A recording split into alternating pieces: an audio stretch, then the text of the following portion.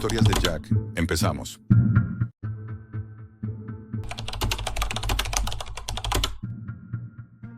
Lo más estúpido que he hecho en mi vida fue entrar a ese foro maldito de la Deep Web buscando una experiencia que no se pudiera encontrar en la superficie.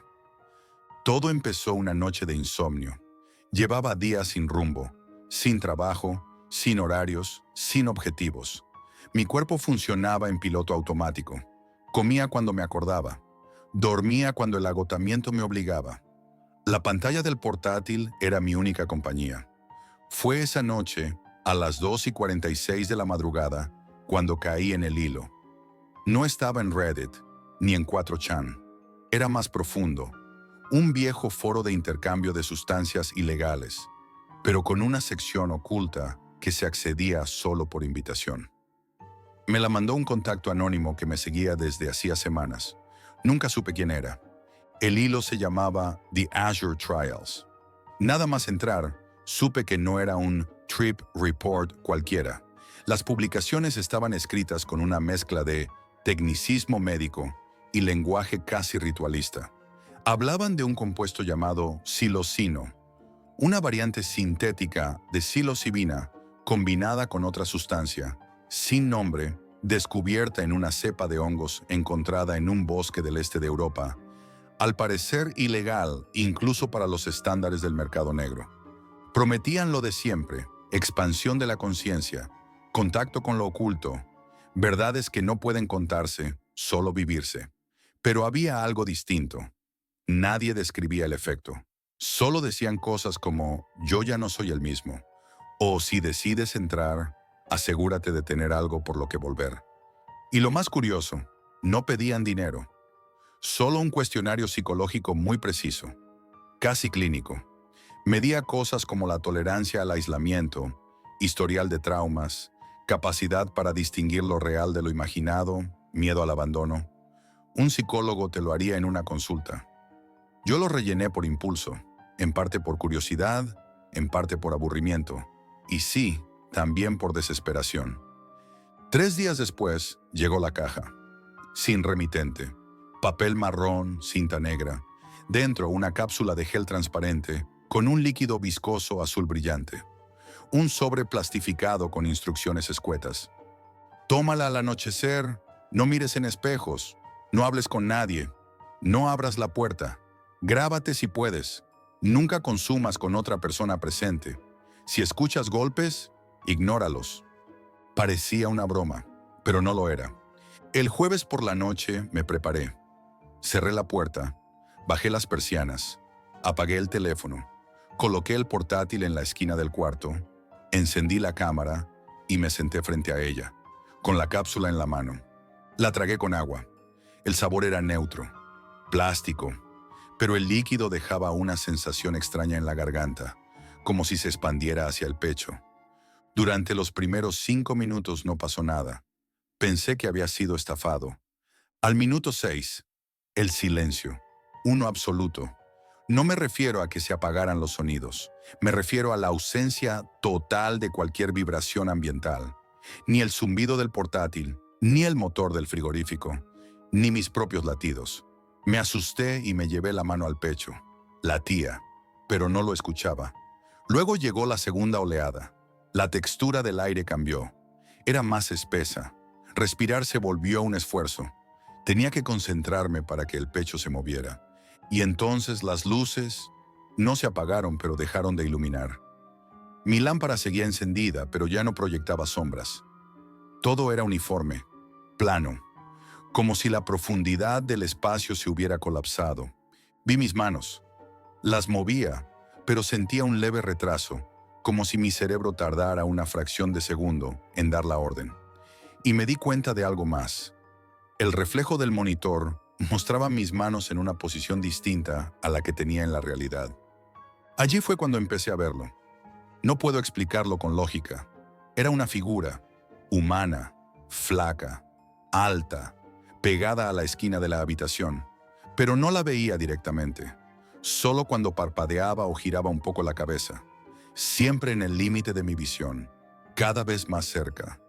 No me atrevía a moverme, pero lo hice. Tomé el portátil con las manos temblorosas, lo giré hacia mí y empecé a grabar. Estoy probando la cápsula. Son las... Miré el reloj.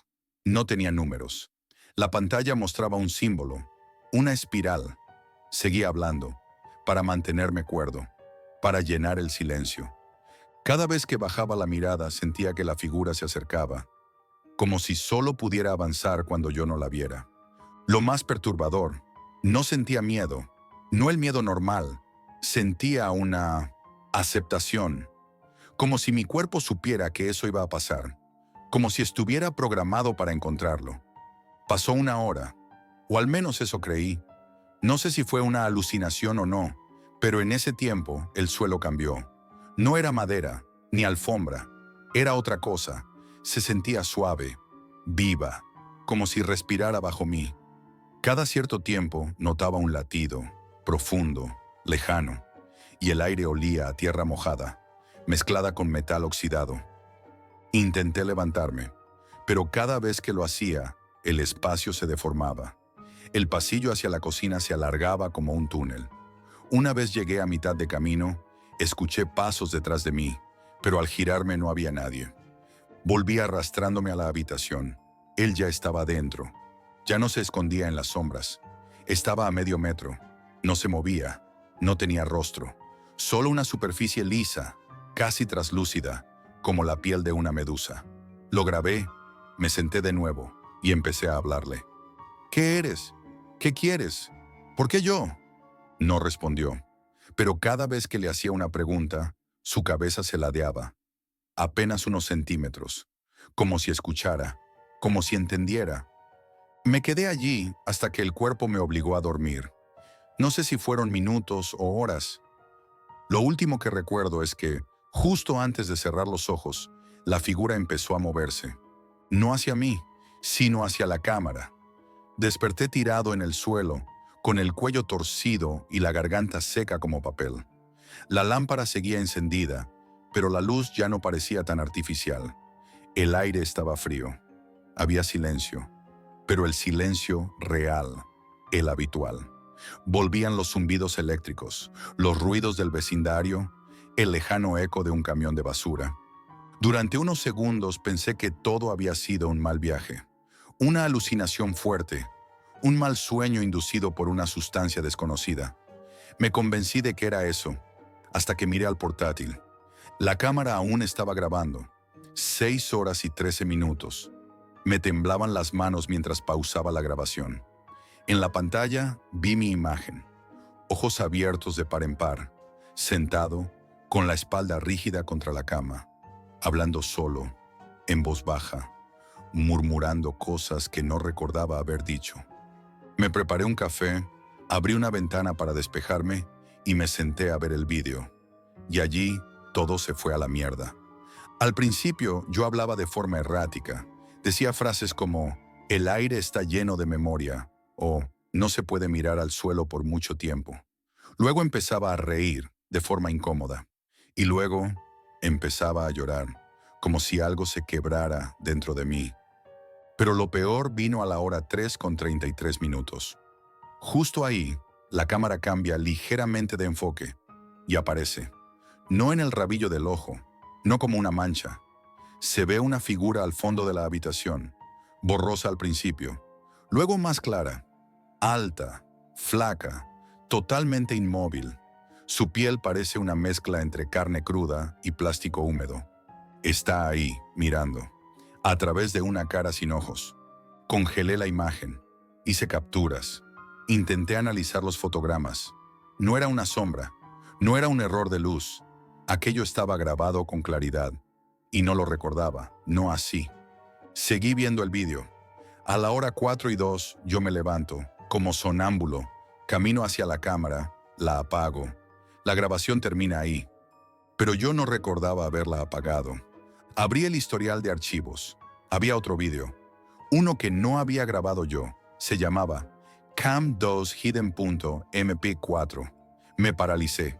Nunca había creado un segundo archivo. Lo abrí. Era una grabación de 27 minutos, en blanco y negro.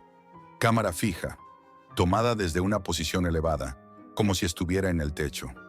Mostraba mi habitación, pero desde un ángulo imposible. Y lo más perturbador, yo no estaba solo.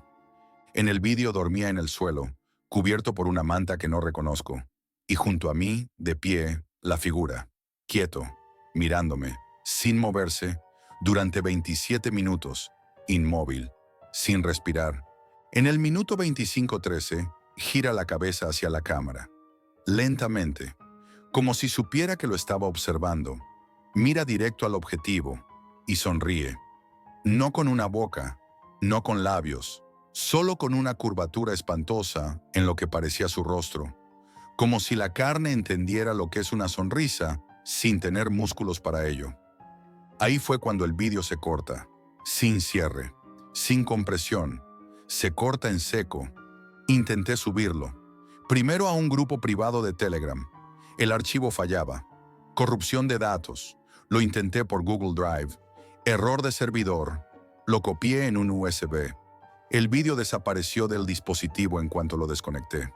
No me quedó más remedio que aceptar algo que me horrorizaba. Alguien o algo no quería que ese vídeo saliera de mi ordenador. Entonces recibí el correo, sin asunto. Solo un mensaje. Primera prueba completada. Espera instrucciones.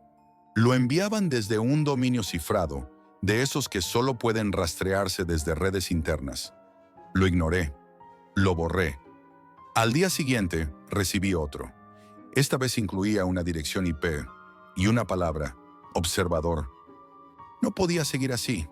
Borré el disco duro, formateé todo, vendí el portátil, me mudé, cambié de número, me fui a una ciudad donde no me conociera nadie. Viví como un fantasma durante semanas.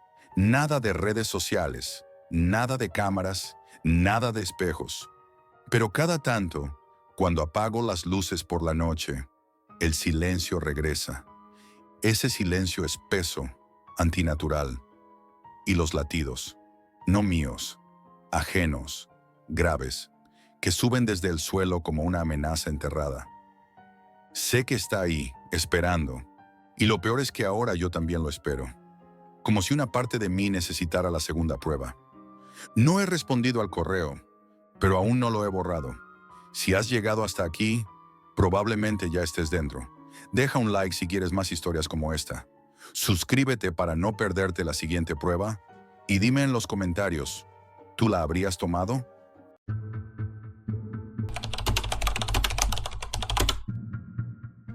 Nunca imaginé que lo que encontré en aquella pantalla iba a cambiar mi vida y casi mi alma. Soy policía especializado en ciberdelincuencia. Hace unos meses me enviaron a Marrakech para investigar una red de tráfico que operaba en la Deep Web. Un caso que parecía rutinario, pero que se convirtió en la pesadilla más real que he vivido. Todo comenzó con un mensaje anónimo que llegó a mi correo oficial. Era un texto corto, críptico, que decía: el sótano del barrio de Sidi Moumen no solo es basura, busca en la red oscura, están subastando personas. Sentí un escalofrío recorrer mi espalda. Sidi Moumen era un barrio marginal, conocido por su pobreza y delincuencia, pero jamás hubiera imaginado que algo tan oscuro se escondiera allí. Aterrizar en Marrakech fue como entrar en otro mundo. El sol abrasador y los olores de especias, basura y sudor me golpeaban sin piedad. La ciudad parecía bulliciosa, llena de vida, pero había rincones donde la sombra reinaba absoluta. Me dirigí directo a Sidi Moumen, siguiendo las pocas pistas que tenía. El barrio era un laberinto de calles estrechas, casas derruidas y rostros marcados por la dureza de la vida. Nadie parecía notar mi presencia, pero sentía las miradas, como si me estuvieran midiendo, decidiendo si era amenaza o aliado. Pregunté por el edificio varias veces, siempre con respuestas evasivas o silencios incómodos. Finalmente, una mujer mayor, que vendía dátiles al borde de la calle, me indicó un bloque de apartamentos medio derruido, con paredes sucias y grafitis en árabe que parecían advertencias. «No entres ahí», me dijo con voz temblorosa. «Es peligroso». Pero no podía retroceder. Encontré la puerta principal del edificio, oxidada, rota, con el marco torcido. Entré con cuidado, el eco de mis pasos resonando en un pasillo oscuro. Subí unas escaleras cubiertas de polvo hasta llegar a un sótano sin ventanas, donde el aire era denso y húmedo. Allí, en medio de la oscuridad, encontré un ordenador encendido. La pantalla brillaba con una luz azulada, mostrando una página web oculta, un foro clandestino donde se subastaban personas. Al principio pensé que era una especie de broma macabra, pero las fotos y descripciones eran demasiado reales, demasiado humanas. Un niño con ojos grandes y llenos de miedo, una mujer con la cara cubierta por un pañuelo, un hombre con las manos atadas. Cada subasta tenía detalles escalofriantes: edad, características físicas, precio de salida y un contador que marcaba el tiempo restante. Me creé un perfil falso para poder explorar sin levantar sospechas. La red era un nido de víboras, traficantes de órganos, proxenetas, sicarios, todos unidos por un comercio sórdido que funcionaba a miles de kilómetros de la ley visible. Descubrí que cada comprador utilizaba un alias, y los pagos se hacían en criptomonedas, imposibles de rastrear. La red tenía capas y más capas, como un sistema nervioso oscuro que conectaba a miles de personas. No era solo un grupo local, sino una organización internacional con tentáculos en Europa y Asia. Durante días me sumergí en aquel abismo digital sin poder despegarme de la pantalla. Me llegaban mensajes encriptados, invitaciones a chats privados y amenazas veladas, pero también pistas. Una de ellas me llevó a un contacto, un intermediario que ofrecía información a cambio de una fuerte suma en bitcoins y una prueba de que no era policía. Acepté el trato, a regañadientes, y logré acceder a más datos. Descubrí que las víctimas eran seleccionadas cuidadosamente, aprovechándose de la vulnerabilidad de inmigrantes, refugiados y personas sin recursos. Algunas desaparecían justo después de la subasta, enviadas a destinos desconocidos. Una noche, mientras revisaba los perfiles, apareció un rostro familiar. Un joven marroquí desaparecido hacía meses. El precio de la puja subía rápidamente. Sentí que el caso dejaba de ser solo un trabajo. Era una cruzada personal. Pero la red no se dejaría atrapar sin luchar. Comencé a recibir amenazas anónimas. Correos con frases como «Aléjate o serás el próximo», llamadas sin voz, mensajes en árabe que resonaban como advertencias. Sentí que me vigilaban, que mis pasos ya no eran solo míos. Esa primera inmersión fue solo el principio. Lo que encontré cambió para siempre mi forma de ver el mundo y puso en marcha una cuenta atrás de la que no sabía si saldría vivo. Después de aquella primera inmersión en el horror digital, mi vida se convirtió en una espiral de miedo y paranoia. El joven marroquí de Rabat, desaparecido hacía meses y ahora subastado en la Deep Web, se convirtió en mi obsesión. Quería salvarlo. La puja subía cada minuto y yo rastreaba sin descanso a los compradores y vendedores, como si pudiera entrar en ese mundo oscuro y salvarlo de alguna manera. Mientras profundizaba en la investigación, descubrí que la red no solo se limitaba a subastas. Había un entramado de operaciones criminales, tráfico de órganos, esclavitud sexual y contratos de asesinato. Cada hilo que tiraba me llevaba a otro más oscuro y a personas cada vez más poderosas. Uno de los compradores era un empresario local, de esos que manejan los hilos entre la legalidad y la corrupción.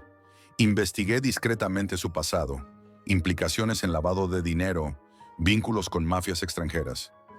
Intenté pasar esa información a la policía marroquí, pero recibí el silencio como respuesta. Algo o alguien bloqueaba todo. Las amenazas aumentaron. Encontré mensajes en mi teléfono con coordenadas que señalaban lugares peligrosos, fotos mías caminando por la calle, y en una ocasión un paquete con una bala dentro. El mensaje era claro: abandonar la investigación. Pero no pude. Cada nombre, cada rostro en aquella red me empujaba a seguir. Una noche decidí salir a buscar pistas reales. El barrio de Sidi Moumen era un laberinto de miserias y silencios.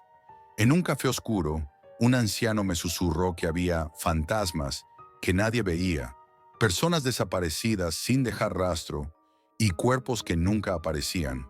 Me confesó que los secuestradores tenían cómplices incluso en la policía y los servicios de seguridad. Su voz temblaba, y yo sentí que el peligro estaba más cerca de lo que creía. De vuelta a la Deep Web, logré infiltrarme en un chat privado, usando las credenciales robadas al intermediario. Allí, la crueldad alcanzaba nuevos niveles. Subastas cerradas para compradores exclusivos, donde se vendían no solo personas, sino servicios ilegales como asesinatos y tráfico de órganos. En ese chat, un usuario llamado El Zorro parecía controlar todo. Intenté contactarle, pero me detectaron y me bloquearon inmediatamente. Empezaron los seguimientos. Una noche, sentí que alguien me seguía por las callejuelas de Marrakech. Vi a un hombre encapuchado que desapareció antes de que pudiera reaccionar. A la mañana siguiente, detecté que mi teléfono había sido intervenido y mi ordenador hackeado. Un día, recibí un mensaje anónimo con la dirección de un almacén abandonado en las afueras de la ciudad. Fui solo. Allí había restos de cadenas oxidadas y señales claras de que personas habían sido retenidas allí, pero no había víctimas. Al salir, un grupo de hombres intentó secuestrarme. Logré escapar por poco, con heridas y un corazón desbocado. De repente, me di cuenta de que esta red tenía ramificaciones en todos lados. Desde Marruecos a Europa, el tráfico humano y los crímenes vinculados a la Deep Web operaban con impunidad. Busqué ayuda en contactos internacionales, pero cada vez que me acercaba a la verdad, alguien movía las piezas para detenerme. En una ocasión, un informante que me prometió datos cruciales desapareció sin dejar rastro. Cada día el peso del miedo se hacía más grande. No sabía en quién confiar. La red seguía funcionando, creciendo, y yo era solo una pieza insignificante intentando apagar un incendio con las manos desnudas. Por las noches, las imágenes de aquellos rostros aterrorizados me perseguían. Oía sus silencios en el vacío digital, clamando ayuda. Si estás escuchando esto, créeme, la Deep Web no es solo un lugar oscuro de Internet. Es una red de horror real, donde la crueldad humana se esconde detrás de pantallas y donde la justicia parece no tener voz.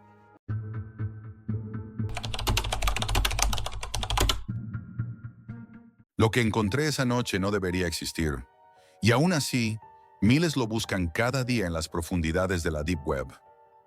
Este no es un relato cualquiera, es la historia real, o al menos lo que queda de ella, de cómo mis amigos y yo nos adentramos en algo que superó cualquier leyenda urbana o terror ficticio.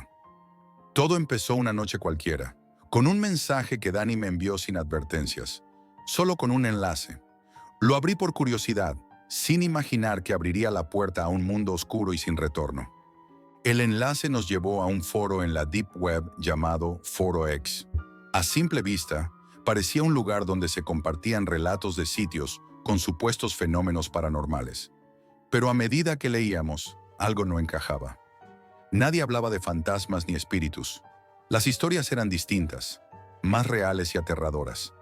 Gente desaparecida sin explicación, mensajes crípticos en sus dispositivos, y una obsesión por un lugar llamado El Valle Olvidado, un pueblo abandonado que nadie parecía querer que visitáramos. Marta, Dani y yo estábamos enganchados. Durante días leímos cada hilo, cada comentario, tratando de encontrar pistas.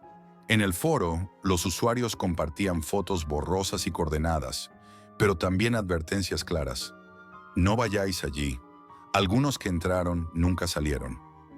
Lo extraño era que nadie explicaba el qué ni el por qué. Solo ecos de historias inconclusas y un miedo palpable en cada palabra. Finalmente, la curiosidad pudo más. Decidimos ir a El Valle Olvidado. Pensamos que sería como cualquier aventura. Un lugar abandonado para explorar y documentar. Pero la realidad fue muy distinta. Llegamos al valle justo cuando el sol comenzaba a teñir de gris el cielo. El pueblo estaba sumido en un silencio absoluto. No había señales de vida, ni siquiera el murmullo del viento parecía existir. Las casas, rotas y consumidas por el tiempo, eran como esqueletos petrificados de un pasado olvidado. Entramos en la primera casa, una vieja cabaña con muebles cubiertos de polvo y ventanas rotas. El aire estaba frío y denso, como si guardara secretos que nunca debían salir. Empezamos a grabar, a hacer fotos, a registrar cada rincón, pero cuanto más tiempo pasábamos allí, más se intensificaba esa sensación. Alguien o algo nos estaba observando. No había rastro de nadie, pero el silencio era demasiado pesado. Las sombras se movían en el rabillo del ojo y el corazón empezaba a acelerarse sin razón aparente. Luego llegó el fallo técnico. De repente, Dani quiso consultar el GPR y no funcionaba. Ni una señal. Probamos los móviles y las redes desaparecieron. La radio del coche, que debería haber captado alguna emisora local, solo emitía estática intermitente. Nos habíamos convertido en islas digitales, desconectados del mundo. Al anochecer, cuando encendimos el portátil para intentar buscar más información en el foro, apareció un mensaje en la pantalla de Dani, blanco sobre negro. Sé que estáis ahí. No había remitente ni explicación. Era imposible que alguien hubiera escrito eso en tiempo real. El miedo empezó a apoderarse de nosotros, pero intentamos mantener la calma. Pensamos que sería una broma de alguien más, quizá otro usuario del foro o alguien que nos había seguido hasta allí. Pero entonces llegaron más mensajes, con detalles que nadie debería conocer. Mencionaban dónde estábamos, qué hacíamos, hasta cosas que solo nosotros habíamos hablado en voz baja. Intentamos apagar el portátil, pero el mensaje reaparecía en la pantalla negra, burlándose de nosotros. Probamos con otros dispositivos, móviles, cámaras, incluso el coche. Los mensajes se filtraban por todas partes, como un virus invisible que nos mantenía atrapados. Pasaron las horas y el valle se volvió un laberinto. Cada camino que intentábamos tomar para salir parecía cambiarnos el rumbo. Los mapas no coincidían con lo que veíamos, y la niebla empezó a descender, aislándonos aún más. En mitad de esa noche interminable, Marta encontró un patrón en los mensajes. Códigos cifrados, coordenadas nuevas que no estaban en el foro. Llevaban a otros lugares, otros puntos en la montaña que parecían tener relación con el valle, pero sobre los que nadie había hablado. Era como si alguien quisiera que siguiéramos el rastro, aunque no entendíamos para qué. Una tensión creciente nos consumía. Marta empezó a oír susurros, voces que parecían salir del viento, pero que no tenían sentido. Dani se encerraba en sí mismo, obsesionado con descifrar los códigos, mientras yo intentaba mantenernos unidos y enfocados. El punto de quiebre llegó cuando revisamos uno de los vídeos grabados con la cámara. En una toma, una sombra encapuchada apareció por un instante, demasiado rápida para distinguirla con claridad. Mostré el vídeo a Marta y Dani, pero al reproducirlo varias veces, la sombra desaparecía, como si el valle borrara cualquier prueba tangible de su presencia. Y entonces, sin aviso, Dani desapareció.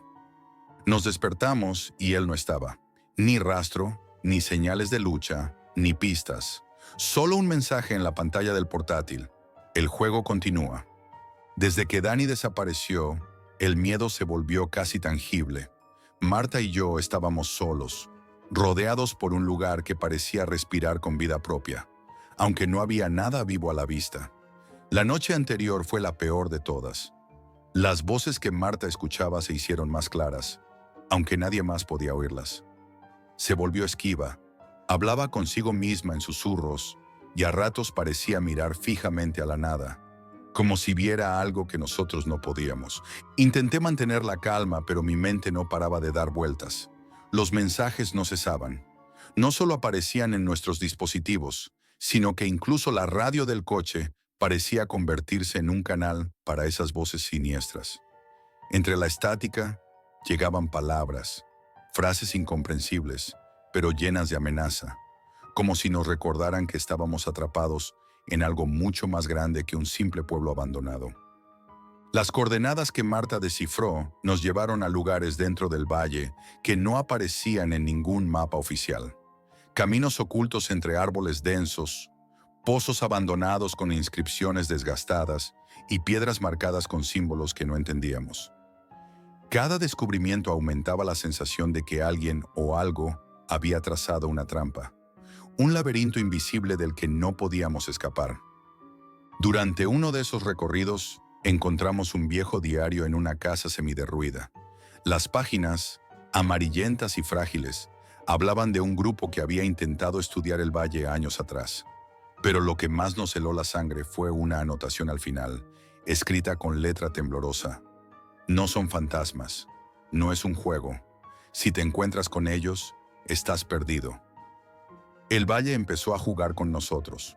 Por momentos, el cielo se oscurecía como si una tormenta se desatara solo sobre nosotros, pero el resto del paisaje permanecía tranquilo. En otras ocasiones, los caminos cambiaban sutilmente. Un árbol que recordábamos a la izquierda, ahora estaba a la derecha, como si el valle reescribiera su propio mapa. La paranoia nos devoraba. Marta me confesó una noche que creía que algo la seguía, algo que podía adoptar cualquier forma. Yo por mi parte sentía que mis pensamientos no eran solo míos, como si una presencia invisible husmeara dentro de mi cabeza, robando mis certezas y sembrando dudas. Intentamos usar la tecnología para salvarnos, pero se volvió nuestra prisión. Cada intento de llamar a alguien, de salir del valle con el GPS, fracasaba. Incluso los dispositivos más simples se volvían contra nosotros. Las baterías se agotaban inexplicablemente rápido. Los archivos desaparecían o se corrompían, y los mensajes seguían llegando, cada vez más insistentes y personales.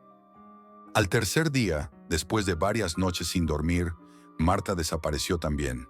Fue en un instante, un descuido, una distracción. La llamé, pero solo el viento respondió. Busqué en cada rincón, grité hasta quedarme sin voz, pero fue inútil. Solo quedé yo, solo en el valle que se había convertido en una cárcel sin muros, donde las sombras no eran fantasmas, sino algo mucho peor, el eco de nuestras propias obsesiones y miedos, amplificados por una fuerza invisible. Finalmente logré salir, aunque no sé cómo. El valle pareció permitírmelo, quizás porque ya había cumplido su propósito. Pero la pesadilla no terminó. Los mensajes me siguieron, ahora a miles de kilómetros de distancia.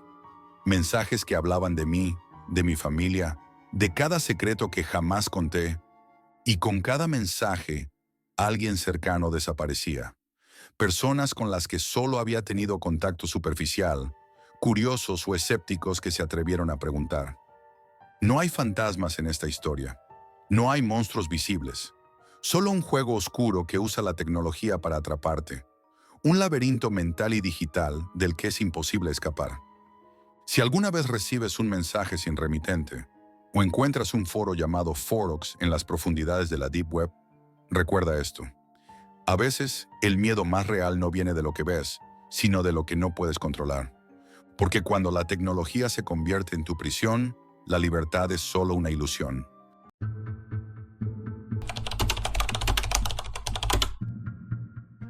Dicen que en la Deep Web puedes comprar casi cualquier cosa, pero nadie te cuenta lo que cuesta pagar el precio. Yo soy cabeza de un grupo que robaba en la Deep Web, y esta es nuestra historia. Una historia que empieza como un juego y acaba en pesadilla.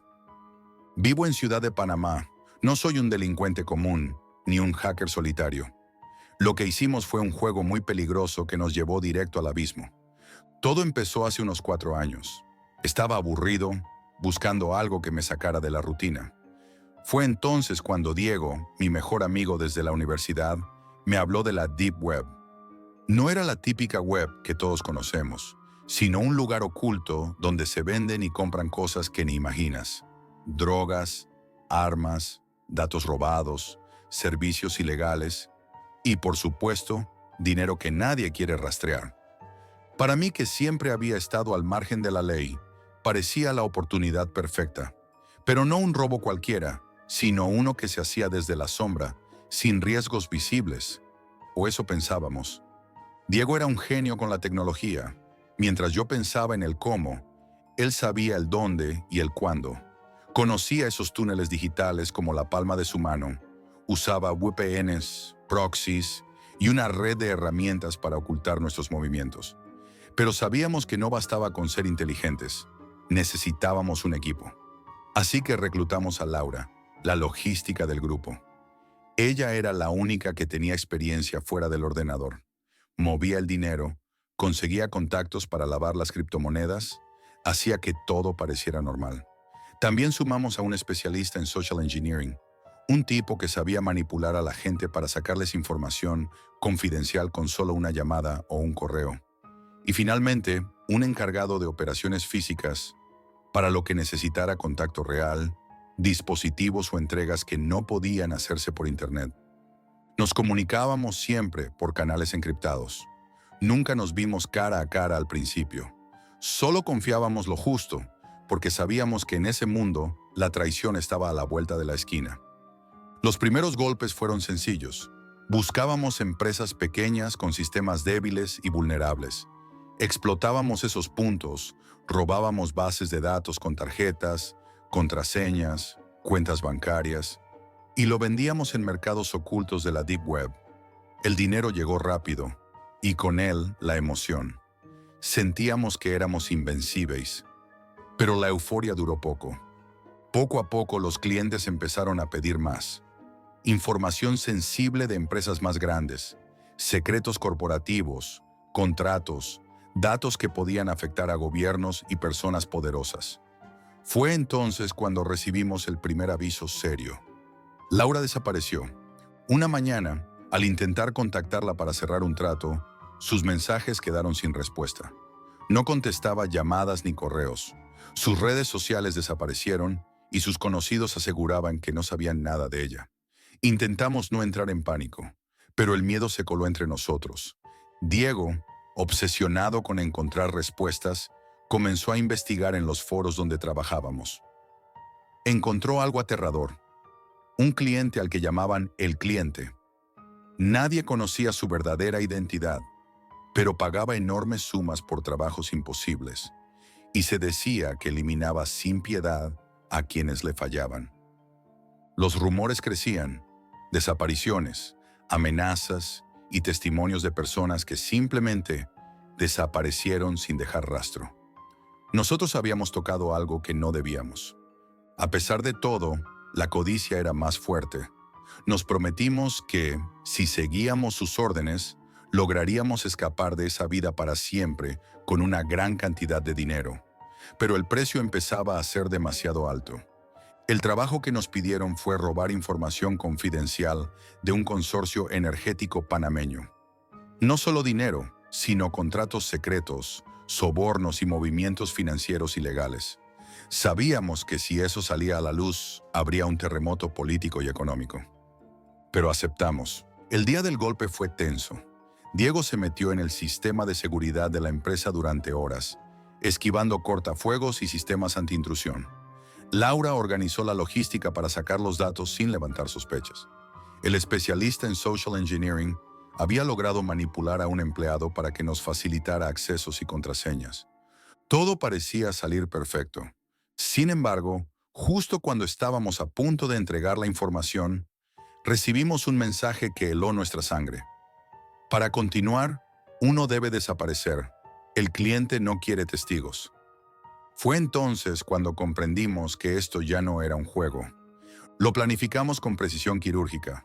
Diego, Laura, el social engineer y yo éramos un engranaje perfecto. La información que conseguimos del consorcio energético era explosiva. Contratos ocultos, sobornos millonarios, acuerdos ilegales entre altos funcionarios y empresas privadas. Teníamos en nuestras manos la llave para derribar imperios, pero también para atraer la furia de poderosos. Cuando ya estábamos listos para entregar los datos, llegó el mensaje que cambió todo. Para continuar, uno debe desaparecer. El cliente no quiere testigos. En ese instante entendimos que nos habíamos convertido en piezas de un juego mucho más peligroso. No éramos simples ladrones digitales, sino peones en una partida en la que perder significaba desaparecer. Esa misma noche me detuvieron. Entraron a mi apartamento sin hacer ruido, sin anunciarse. Me vendaron los ojos, me esposaron y me sacaron sin explicaciones. El aire húmedo y denso del vehículo no dejaba oír nada más que mis propios latidos acelerados. No sabía cuánto tiempo pasó hasta que me soltaron en una habitación sin ventanas ni relojes. Apenas una luz amarillenta iluminaba el espacio. No tenía acceso a mi móvil ni a ningún medio para comunicarme. El aislamiento era total. Los interrogatorios no eran tradicionales. No me preguntaban cosas, me mostraban imágenes, fotos de Laura en condiciones deplorables, humillada y asustada. Mensajes crípticos sobre lo que le sucedería si no colaboraba. Era un juego mental para quebrarme, para obligarme a actuar según sus reglas. Pasaban días sin que pudiera diferenciar uno de otro. La soledad era insoportable. Cada pequeño ruido hacía que mi cuerpo se tensara, temiendo la próxima visita o castigo. Afuera supuse que el mundo seguía girando, pero para mí todo se había detenido. Intenté recordar cada detalle del secuestro, cada error que nos había llevado ahí. El cliente no era un simple comprador, era una organización con ramificaciones en la política, el crimen organizado, incluso en las fuerzas de seguridad. El contacto con Diego se había perdido. Laura no contestaba. Los otros miembros del grupo habían desaparecido. Era evidente, nos estaban borrando del mapa, pero no estaba dispuesto a resignarme. Una noche, gracias a la distracción de uno de los guardias, conseguí aflojar mis esposas con un pequeño fragmento metálico que había encontrado en el suelo. Fue un proceso lento, lleno de miedo. Al liberarme busqué una salida y encontré una puerta que parecía menos vigilada. Escapé. Corrí sin rumbo, con el cuerpo adolorido y la mente en caos, por calles desconocidas y oscuras. Sabía que no podía confiar en nadie. Llegar a Panamá fue solo el inicio de una nueva pesadilla. Allí, me enteré de que Diego había sido arrestado y luego desaparecido de la prisión. Laura, según rumores que logré recoger en susurros, fue llevada a un lugar clandestino donde nadie volvía a salir. Los otros dos miembros del grupo habían roto todo contacto. Algunos decían que habían huido del país, otros que habían sido ejecutados en silencio. Mi teléfono empezó a recibir mensajes anónimos, amenazas veladas para que abandonara todo. Pero no podía. Tenía que encontrar respuestas, tenía que saber qué había pasado con mis amigos. Intenté contactar a contactos de Laura para rastrear algún indicio, pero la mayoría desaparecieron o cambiaron de identidad. Era como si el cliente hubiera tejido una red imposible de romper. En esos días el miedo se volvió paranoia. Cada paso que daba, cada sombra que cruzaba me hacía temblar. Sentía que me observaban, que vigilaban mis movimientos. Vivía en hoteles baratos, cambiaba de número y correo constantemente, pero la sensación de estar casado nunca me abandonó. Intenté ir a la policía, pero sus miradas me decían que no podía confiar en ellos. Muchos estaban comprados, influenciados por el mismo poder que había detrás de el cliente. Descubrí que esa red ilegal no solo usaba la Deep Web para traficar información, sino que había penetrado en redes gubernamentales y privadas, controlando secretos a nivel internacional. Lo peor era saber que, aunque hubiera querido detenerme, ya no podía. La Deep Web no era un juego con final feliz, sino un abismo del que era casi imposible salir. Vivía con la certeza de que, en cualquier momento, mi nombre podría ser borrado para siempre. Esta historia no es de fantasmas ni monstruos sobrenaturales. Es la cruda realidad de personas que, escondidas tras pantallas y códigos, mueven hilos que pueden decidir la vida o la muerte de cualquiera. Si alguna vez sientes curiosidad por la Deep Web, recuerda esto. Algunas puertas, una vez abiertas, no solo cambian tu vida, la destruyen.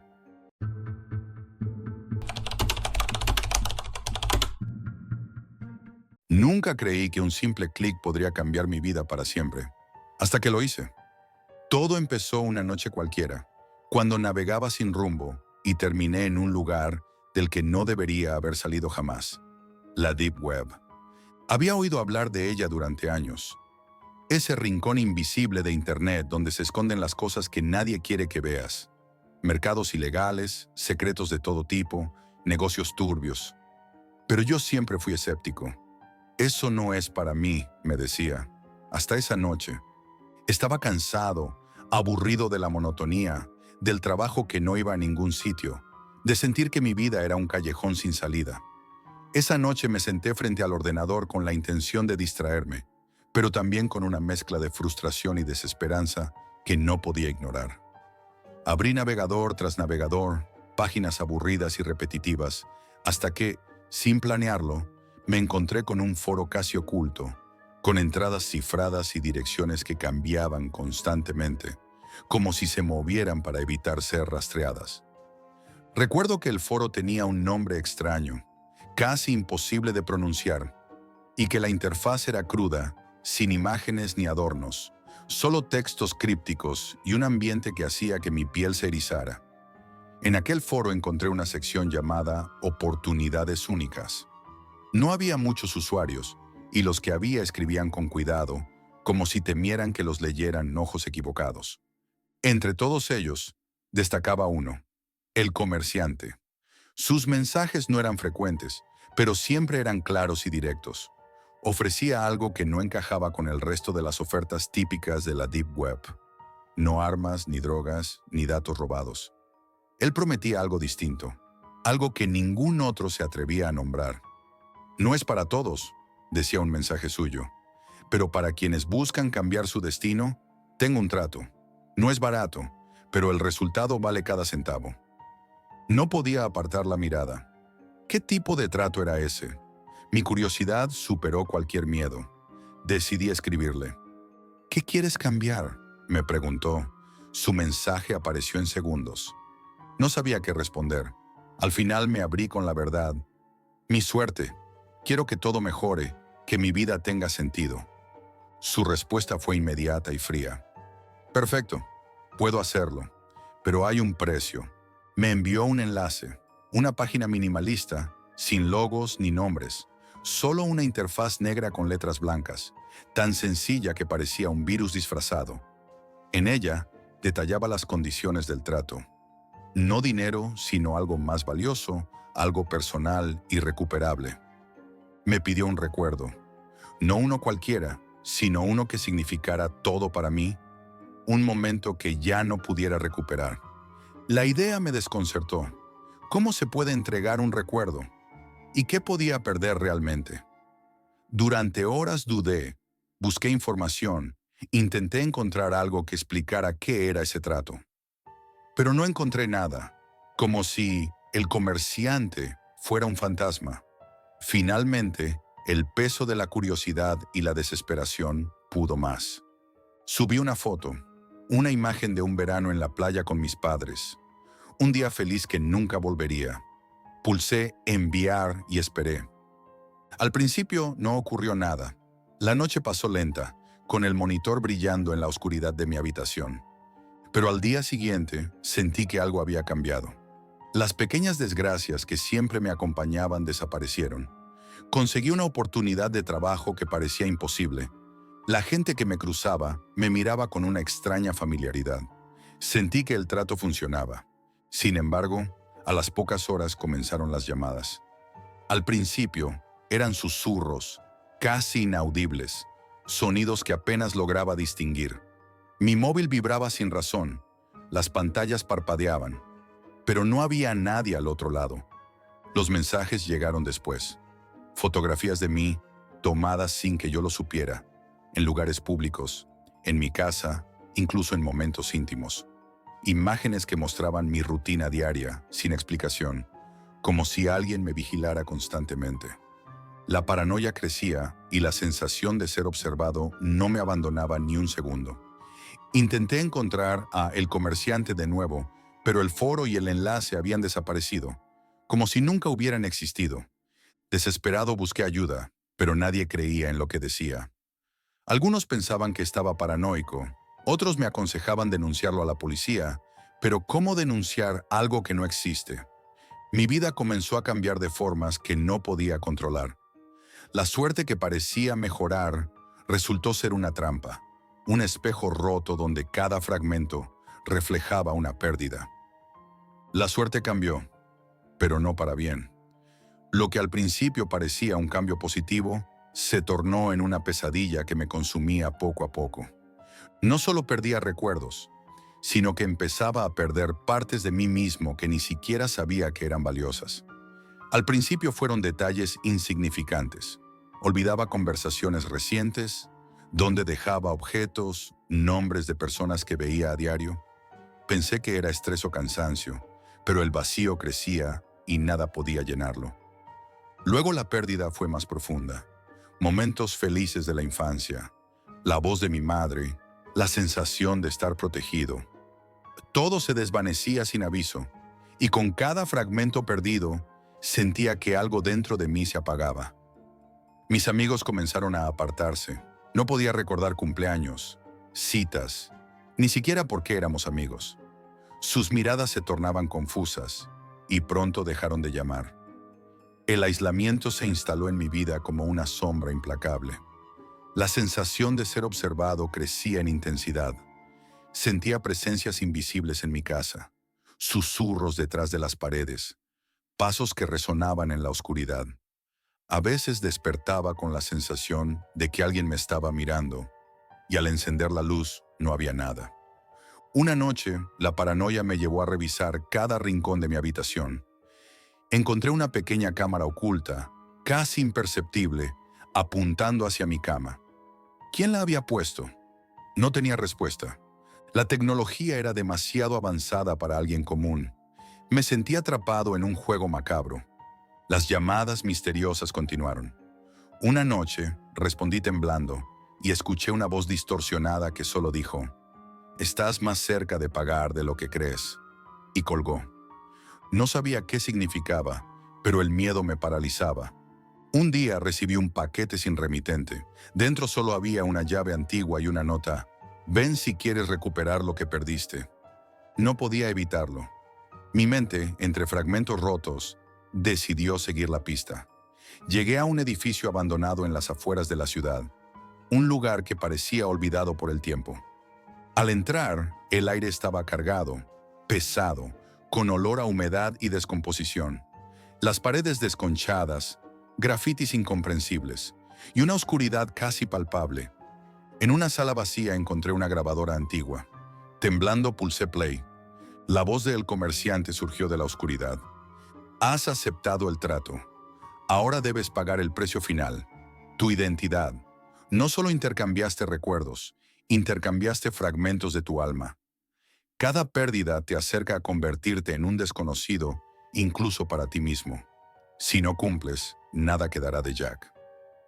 La sala pareció girar a mi alrededor. Quise huir, pero un extraño impulso me llevó a seguir buscando. Descubrí una serie de habitaciones ocultas, cada una con objetos que me eran familiares, pero que no recordaba poseer. Fotos antiguas, cartas, objetos personales, todo colocado como si alguien quisiera mostrarme lo que estaba perdiendo. En una de esas habitaciones encontré un libro, una especie de diario con páginas arrancadas y otras escritas a mano. Leí párrafos que relataban historias de otros como yo, personas que hicieron tratos similares y terminaron olvidados, fantasmas de sus propias vidas, buscando desesperadamente una salida que no existía. Volví a mi casa con ese peso en el alma. La pérdida no era solo mental o emocional, era física, palpable. Me miraba en el espejo y veía a alguien que se desvanecía. Con cada día que pasa, olvido más, no solo nombres o recuerdos, también cómo hacer cosas básicas, cómo relacionarme, quién soy realmente. He llegado a un punto donde ni siquiera reconozco mi propia voz al hablar. Intenté buscar ayuda profesional, pero ¿cómo explicas que un trato en la Deep Web te está robando la vida? Me diagnosticaron ansiedad, depresión, pero ninguno vio la raíz del problema.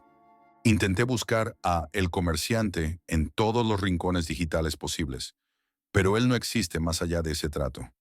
Y ahora, cuando todo parece perdido, recibo mensajes en mi teléfono que dicen: «El precio final está cerca. Prepárate para desaparecer». Sé que no hay vuelta atrás, que he abierto una puerta de la que nadie regresa igual. No escribo esto para asustar, sino para advertirte. No busques soluciones rápidas en la Deep Web. No entregues partes de ti por promesas vacías, porque hay precios que no se pagan con dinero y pérdidas que son para siempre.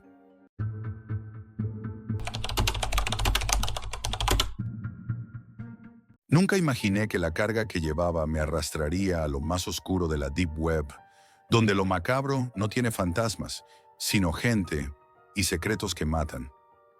Llevo más de 15 años cruzando carreteras por toda España. He transportado de todo: alimentos, maquinaria, productos químicos. Pero aquella vez fue distinto.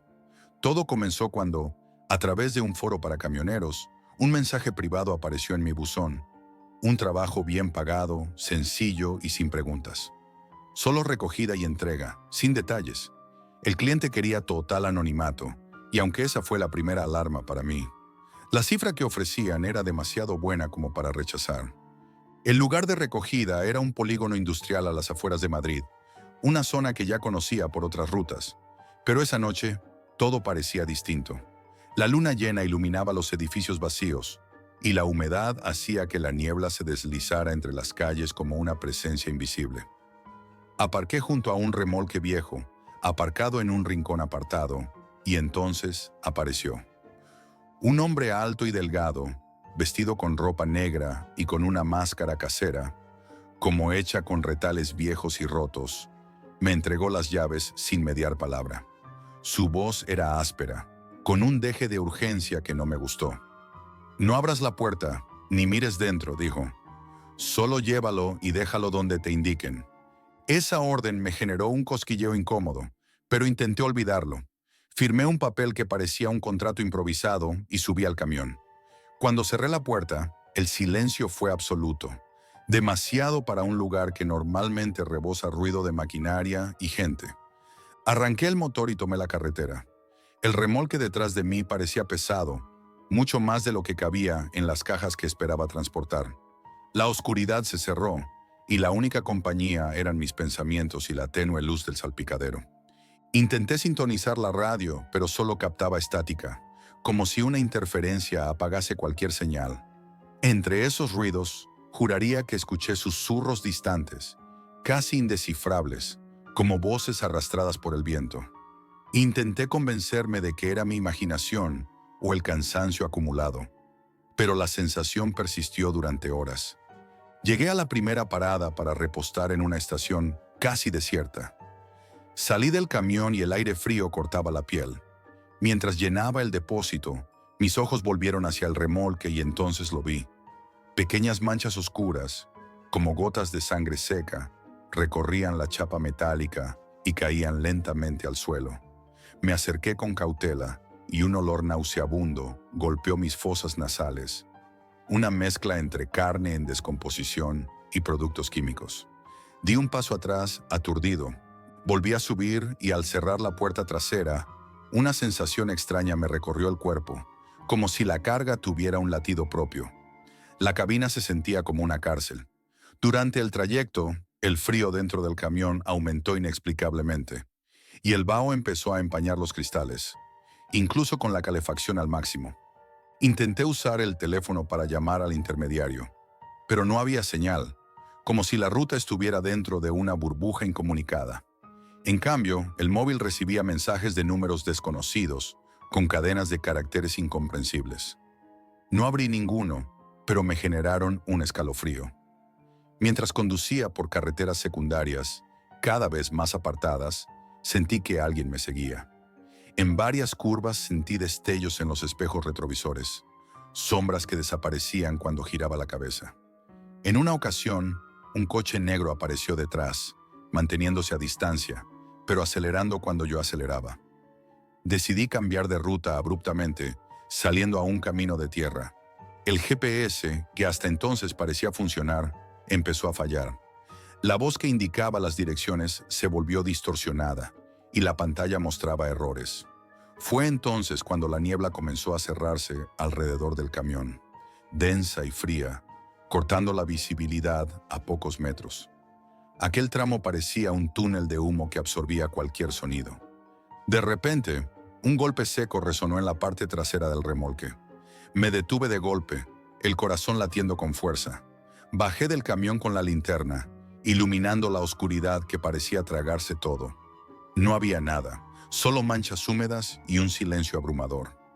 Intenté volver a la cabina, pero la puerta principal no respondía. Golpeé con desesperación hasta que cedió. Entré temblando, sin atreverme a mirar hacia atrás. El resto del trayecto se volvió una pesadilla de sensaciones inexplicables. Ruidos metálicos detrás de la puerta, un olor cada vez más fuerte y la certeza de que estaba transportando algo que no debía. Al amanecer, la niebla se disipaba lentamente, pero la sensación de pesadez en mi pecho no desaparecía. Había algo en aquella carga, algo que me quemaba por dentro y que no podía ignorar. El destino final era una antigua fábrica abandonada en un polígono industrial al norte de Madrid, un lugar que, según lo que me indicaron, ya no tenía actividad alguna. Sin embargo, al llegar, la imagen que encontré fue tan inquietante como inesperada. La puerta principal de la fábrica estaba oxidada y apenas se sostenía en sus bisagras. Un cartel descolorido y casi ilegible dejaba entrever la palabra «Tura de carnes». Un aire rancio, pesado, se escapaba por las rendijas, y un silencio absoluto parecía vigilarme. Descargué el remolque con lentitud. Cada caja parecía más pesada que la anterior, como si estuvieran llenas de un peso intangible, cargado de oscuridad. Mientras trabajaba, notaba cómo el hedor se hacía más intenso, como si algo vivo y en agonía estuviera cerca, respirando conmigo entre esas paredes muertas. En uno de los paquetes, tropecé con un objeto que no esperaba. Un teléfono móvil antiguo, cubierto de polvo y con la batería casi agotada. Lo encendí con manos temblorosas y en la pantalla apareció una carpeta con videos y documentos. No podía creer lo que veía. Las imágenes mostraban escenas que helaban la sangre, personas encerradas en jaulas, rostros pálidos, ojos llenos de desesperación, víctimas que no tenían nombre, reducidas a mercancía humana para una red clandestina llamada la Red de Transporte Materia Macabra. Las cajas que transportaba no contenían productos normales, sino cuerpos, humanos tratados como objetos en un mercado oscuro, vendido y comprado a través de la Deep Web. El horror real no estaba en lo paranormal, sino en la brutal realidad que esos videos mostraban. Un entramado de crueldad que usaba los transportes como fachada para mover su carga macabra por todo el país. Las pruebas en aquel teléfono eran la prueba de un infierno que nadie quería ver. Mientras revisaba más archivos, un mensaje apareció en la pantalla. Destruye todo y olvida lo que viste, o ellos te encontrarán. La amenaza era clara, pero también lo era la impotencia que sentí. ¿Qué podía hacer un camionero solo contra una red tan poderosa y secreta? De repente, escuché un ruido detrás de mí. Me giré con rapidez, pero no había nadie. El eco de mis propios pasos resonaba entre las paredes vacías. Sentí una presencia, fría y calculadora, como si alguien me observase desde las sombras, vigilando cada movimiento. Decidí que no podía quedarme más tiempo allí. Cogí el teléfono y con un último vistazo a aquel lugar maldito, salí de la fábrica con la sensación de que no estaba solo. Cada sombra parecía alargarse. Cada sonido era un suspiro amenazante. Volví al camión, pero la noche aún no había terminado para mí. En el retrovisor, vi luces que parpadeaban a lo lejos, como si alguien me siguiera, oculto entre la oscuridad. Mi teléfono empezó a vibrar con más mensajes y llamadas de números desconocidos. El miedo se había instalado, pero también la certeza de que aquello no acabaría hasta que alguien pagara por todo eso. Desde entonces, no he dejado de pensar en esa red. La materia macabra sigue ahí, oculta en la Deep Web, con sus tentáculos extendidos por carreteras, almacenes y mentes. Y yo, sin quererlo, fui parte de su maquinaria. No hay fantasmas ni espectros, solo gente. Gente con la peor clase de monstruosidad y un terror que no desaparece con la luz del día. Esto es todo por hoy, amigos, y recuerden, la realidad siempre supera a la ficción.